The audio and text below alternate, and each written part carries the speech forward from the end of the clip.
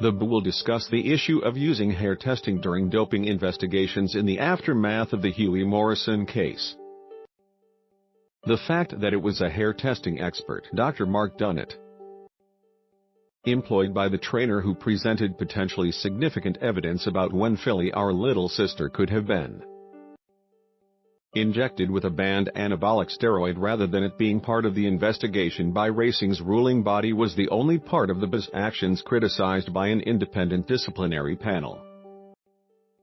Morrison was fined £1,000 before Christmas, but the panel opted not to impose a ban after it decided there was no evidence either he or any of his staff administered a substance containing nandrolone.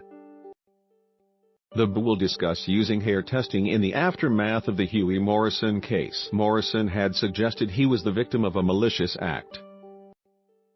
CCTV stable footage from a run at Southwell by our little sister had been discarded by the time the hair test evidence pointed to the race being a potential window of opportunity for the filly to be doped by testing sections of hair from a horse's mane.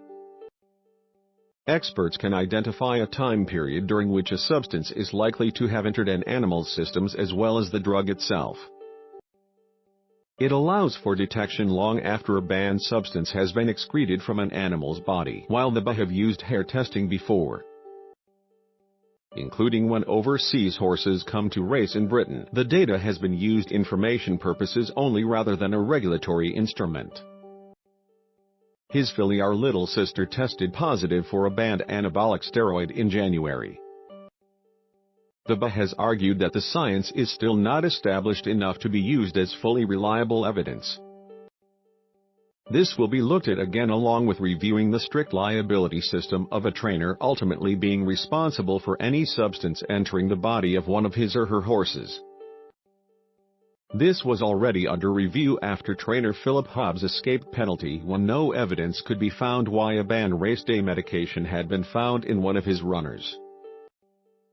After the disciplinary panel released the full reasons for making its decision, the spokesman Robin Mounsey said, "The disciplinary panel found that the BA properly ran the case and fulfilled its duty to Mr. Morrison to act fairly." The independent panel makes a number of observations regarding its interpretation of the rules, which the BA will consider as part of its response to the Philip Hobbs case. We will set out our approach towards these matters and other issues arising from the panel's findings in due course.